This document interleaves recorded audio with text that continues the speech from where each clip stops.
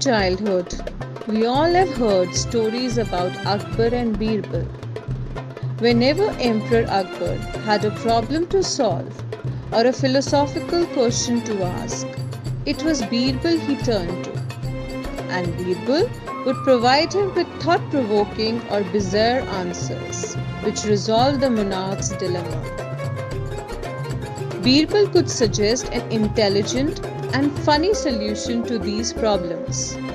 This made him Akbar's favorite, which in turn earned Birbal the envy of the other courtiers. Nevertheless, Akbar and Birbal were very good friends too. So today's story depicts such an incident. It was a balmy evening in March. Akbar was strolling in the red sandstone courtyard outside the Diwani house. He had just completed a successful military campaign in the east. Suddenly, Akbar turned to his courtiers and said, "Tell me, what should be the punishment for someone who dared to tweak your emperor's mustache?" The courtiers were dumbfounded. Then Shahbaz Khan spoke up. "Jahapana, he should be mercilessly flogged to death. Beheaded in full public view, Your Honor," said Mullah Do Pyaza. "The villain should be thrown down from the ramparts of the fort and then hanged," said Shadi Shah. "And you, Birbal? What punishment do you suggest for this offender?" asked the emperor. "Shah Alam," said Birbal calmly, "I would give him some sweets." The other courtiers gaped at Birbal.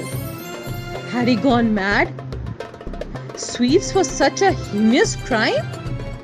Surely this time Birbal would pay for his insolence.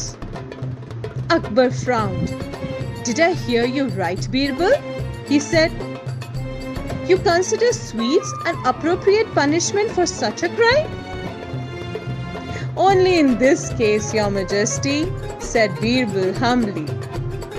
"Who else but your beloved grandson would dare to take such a liberty with the King of Kings?" Akbar burst out laughing. "It was indeed the little rascal," he said, "and I gave him sweets for his impertinence. Birbal, as usual, you were right." The other courtiers laughed along with the emperor, even as they glared at Birbal for having upstaged them. The stroll continued. Then Akbar bent to pick up a small sharp stone. With it, he drew a line on the ground and said, "Birbal, you understood a child's mind and solved that little mystery. Here is an even simpler task for you to perform. Shorten this line."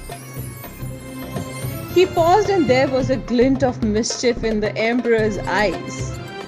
"But don't touch it. Just shorten it." Mullah Do Pyaza and Shahbaz Khan looked at each other and smirked. How would their arch-rival shorten a line without touching it? This time, he would have to admit defeat. If Birbal hesitated, it was only for a moment. Then, he bent down to pick up the stone that the emperor had just discarded. With it, he drew a longer line below the one that Akbar had drawn. All those present looked down at the two lines. The emperor's line was clearly shorter than Birbal's. There was a brief silence. Then Akbar smiled and said, "I thought I had outwitted you this time, Birbal. I see I was wrong." A few weeks later, Akbar left Agra on another expedition. The emperor rode on an elephant and Birbal rode with him. The sun was strong and the journey long and arduous. Even after several hours, their destination was nowhere in sight. Birbal, said the emperor, wiping the sweat from his brow, I remember how you shortened the line I drew that evening. My ever resourceful friend, can you now shorten our road today? Birbal knew there was no shorter road to their destination, but he bowed his head and said, Alampana, your wish is my command. With your permission, may I just relate a short story about four princes who? Birbal launched into an intriguing tale to which Akbar listened intently. Before his interest could flag in one story, Birbal told him another and another and another. Time flew, and suddenly their destination lay before them. Akbar stretched his cramped limbs. What would I do without you, Birbal? He said affectionately. You even managed to shorten a road for your emperor. Here, take this. Akbar pulled a diamond ring off his finger. You may shorten roads and lines, but may nothing, inshallah, ever shorten our association. So friends,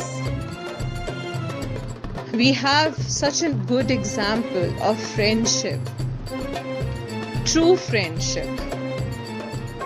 Why not try to be like Birbal and Akbar? Thank you.